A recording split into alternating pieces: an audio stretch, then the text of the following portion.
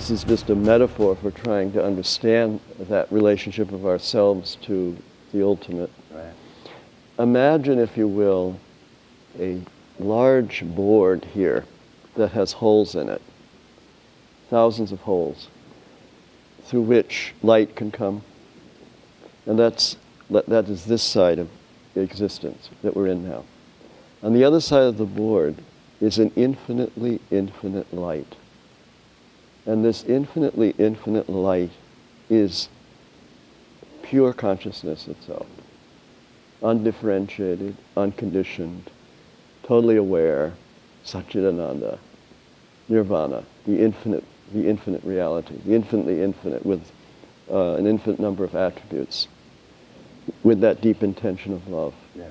It's the Godhead, God. And God and Godhead are just two sides of the same coin, the active and passive, the yin and yang.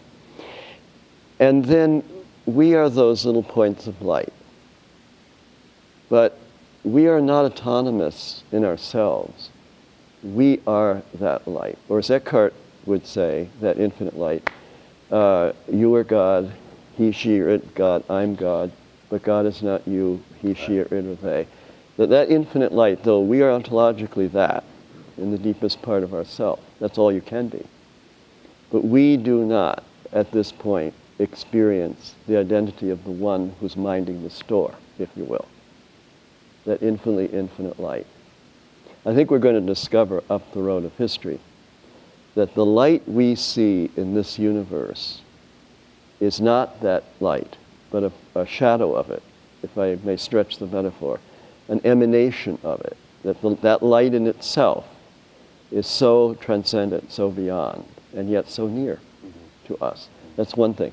In the Christian tradition, and I think also Sufism and the Jewish tradition, and I think in some of the Hindu schools, that crucial stage in the journey to union and communion and intimacy with the divine is a period of extreme desolation, because, as you say, you've glimpsed heaven, you've had that experience of God, and then the divine kind of withdraws it. But why is the divine doing that? Only so our will, our self-will, our self-grasping will dissolve. And then there's no obstacle to union. Again, what Eckhart said, for God to get in, the creature must get out. It's kind of blunt and crude to put it that way, but it gets... You're out of here. Right, yeah. you're out of here, that type of thing.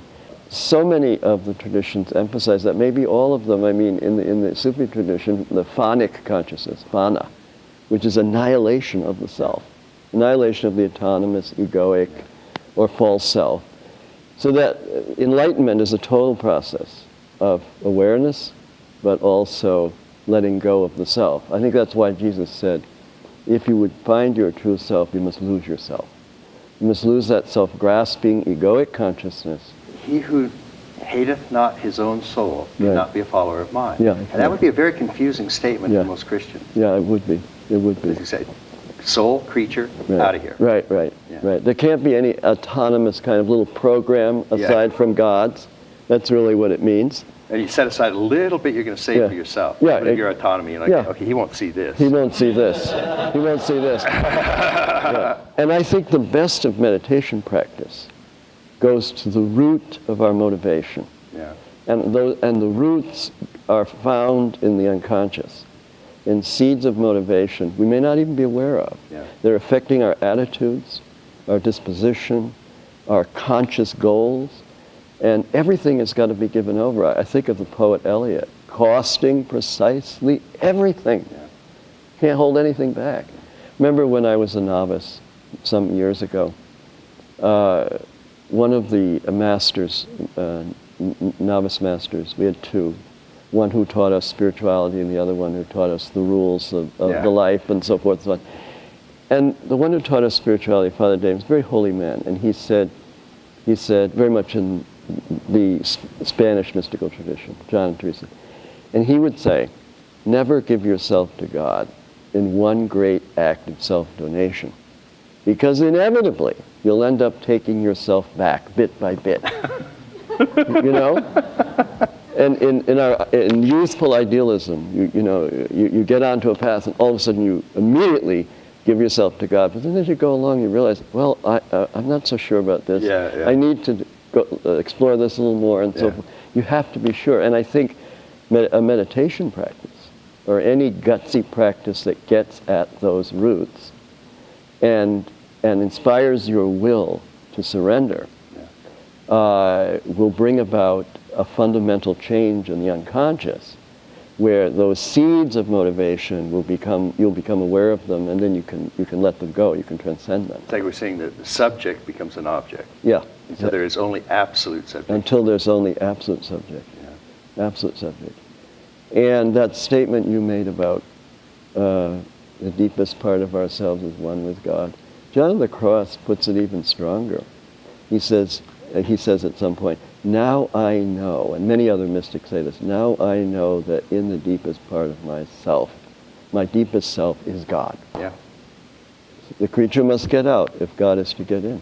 Yeah, and you're allowed to say it at that intersection. At that intersection, which is the same thing as aham brahmasmiti. Absolutely. I am Brahman. Absolutely. Yeah. Yeah, it's a fine line. Often it has to be walked in Right. the exoteric religions, Right. East or West, frankly. Mm-hmm. But that line about, well, even in the Gospels, as I recall, at one point they say, Christ says, "Why are you stoning me for bad works?" And they say, "Not for bad works, no, but for blasphemy, because you, being a man, make yourself out God." Mm-hmm. And that's the supreme identity is a very delicate, difficult thing to understand and convey, because Right. people always misunderstand it. Right. As you think, you, Ken Wilber, are God, or you, Wayne, are God. And that's not what we're saying. Yeah. That's certainly not what the No. mystics are saying. No. And so it gets very confusing. It's That very we have to be confusing. Very, very careful about that. Yeah, and that's why Al-Halaj got in trouble. He was very blunt. He was very poetic. I am the truth. I am Yeah, the they hung truth. him. Yeah, and in these robes is only Allah. Yeah. I mean, he was right. Yeah. He was absolutely right, and that was a statement of great humility. Yeah. It wasn't an ego thing with him. No, that's the bizarre, that's what's so misunderstood. Mm-hmm. You have to be 100% humble to be able to say that with any sort of authenticity. Right. But then not to say that is false humility. Of course. And that's the pullback. Because it's really God who's saying. Yeah, exactly. Yeah. Yeah, so you're denying God if you can deny it. You're denying that statement. And usually 3 times before the cock crows. Right, exactly. Yes. Yes. Definitely.